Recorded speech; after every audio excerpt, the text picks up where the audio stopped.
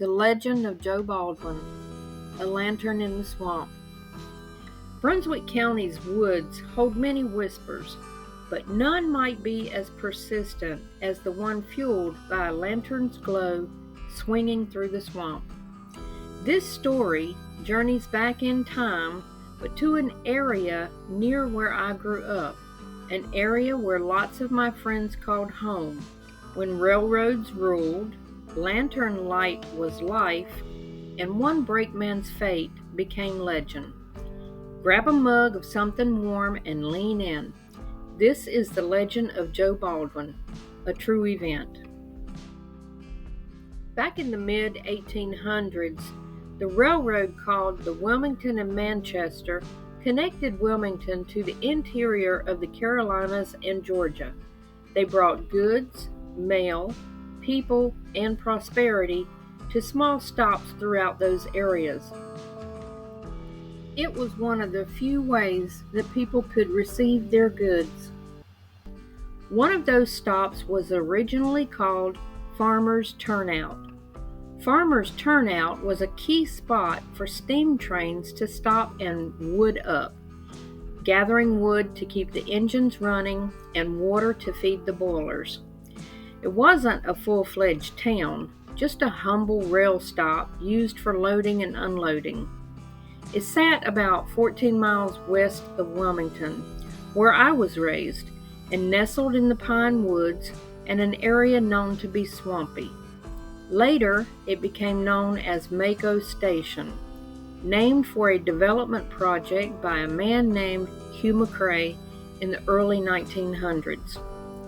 Back in Joe Baldwin's day, it was nothing more than a pit stop for steam engines chugging their way uphill, including a steep, winding stretch of track known as Rattlesnake Grade. This 3-mile incline rose roughly 22 feet, twisting through thick brush and creekland. It was not just for its shape, but named for the hazards that lay in wait: fog, failing brakes, and swampy darkness. The stories of Joe Baldwin refer to him as a conductor, an engineer, and even a brakeman. His job title has never been clear, but he carried out many duties as a loyal employee, and he often rode the last car of the train, called the caboose, with a heavy kerosene lantern in hand. He climbed between cars during motion and inspected coupling pins called brakes. His job was full of different responsibilities, including to monitor the train, wave the lantern if cars separated, signal oncoming trains, and manually adjust brake systems, day or night, rain or shine. It was sometime around 1856 when the event that turned Joe into legend occurred. That night, Joe's train passed through Hood's Creek, a dark and marshy area west of Wilmington. At night, the fog would roll in there, thick from the creeks and swamp. The pine and oak woods soaked up the moonlight, leaving almost nothing visible. In this environment, on old wooden trestles, there was no margin for error. Joe's lantern wasn't just for work, it was survival. Hood's Creek wound through the woods and crossed under the old line near where Farmer's Turnout once sat. As the train climbed Rattlesnake Grade, Joe's car somehow separated from the rest of the train.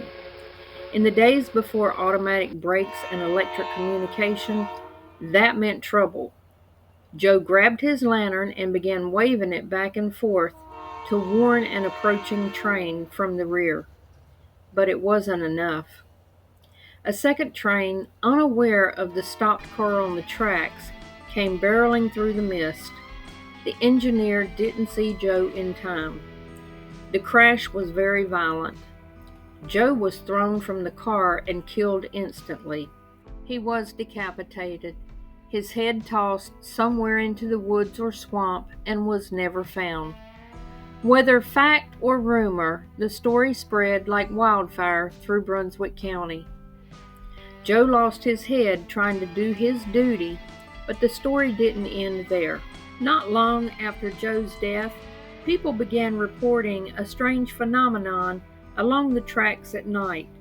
A single, faint light bobbing and weaving in the darkness.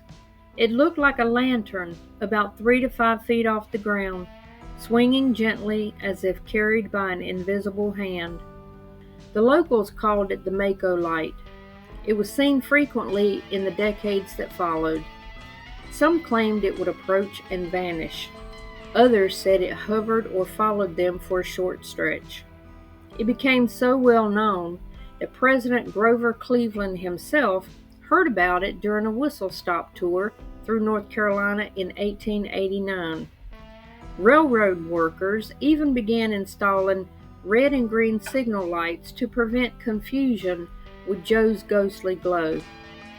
For more than a century, folks saw it. Some said it was Joe looking for his head. Others believed it was Joe still doing his job, still waving that lantern to protect others from the same fate. There's no shortage of folks who swore they saw the light.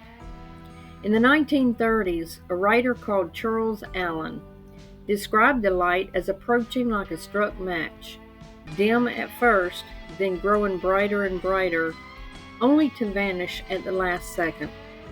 The 1940s through the 1960s, there were multiple reports from church hayrides to military detachment visits describing lights retreating when approached.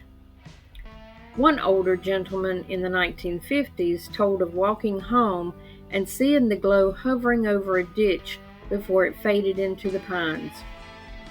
In 1975, a newspaper reporter wrote that he saw the light swinging like a kerosene lantern high above the brush. And there's one story you won't find in a newspaper. It was the mid-70s, and my daddy used to coon hunt through that very stretch of woods. One night he was out following his dogs when he saw it, a faint light weaving slightly through the trees. It was really just a quick flicker, he said, and then it was gone. He didn't think much of it at first and thought maybe another hunter he hadn't seen, although there were no other hunters' dogs barking, just his, and it wouldn't have made sense for a random person to be out there walking through the woods. It wasn't a strolling type of place. But then he realized where he was. That was Joe Baldwin's area, according to legend. That was near the area that used to be a trestle, near Hood's Creek. My daddy was never known to fear anything, but he said he wasn't going to stick around once he realized there was no obvious reason for the light he saw. He called the dogs and turned back to go in the opposite direction, away from whatever he saw. He said it made the hair on his neck stand up. He wasn't going to tempt an incident. By the late 70s, the Legend of Joe Baldwin had taken on a life of its own with the local teens. I was in high school then, and it was common for students to plan nighttime trips to Mako to try to see the light for themselves.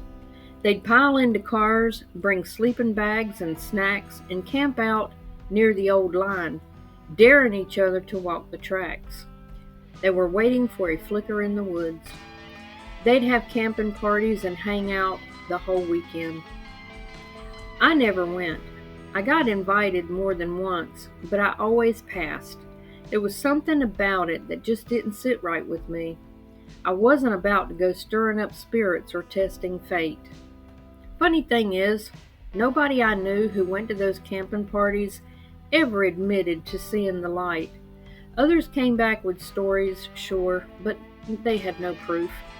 And yet the legend never faded, until the railroad did. In 1977, the seaboard coastline pulled up the old tracks. The trestle was removed, and just like that, the light stopped. No more sightings. It was as if Joe finally rested. His job was over. The tracks were gone, and so was he. So what was the Mako light? A ghost? A trick of the eye? Swamp gas? Science has tried to explain it, but sometimes a story's truth isn't in the proof, it's in the way it lingers. Joe Baldwin isn't just a name in the books of legend. He was a man with a lantern, standing alone in the dark, trying to save others from a mistake that cost him everything. Whether that light was his spirit, his warning, or just people's imagination holding on to something bigger, it changed the land around it, and it lives on in the telling. So is it a headless ghost, swamp gas, a highway reflection? The truth is we may never know, but these stories of Joe, teenage dare nights, hunting dogs, and local lore keep the ghost of Joe and his lantern alive and haunting in Brunswick County, North Carolina. Because I heard this legend throughout my whole life, and a train runs not too far from my home now, when I hear that train whistle in the distance, I think of that lantern and Joe Baldwin. Thanks for joining me on Stories from the Homestead. I'm Donna, and I hope you'll join me again next time.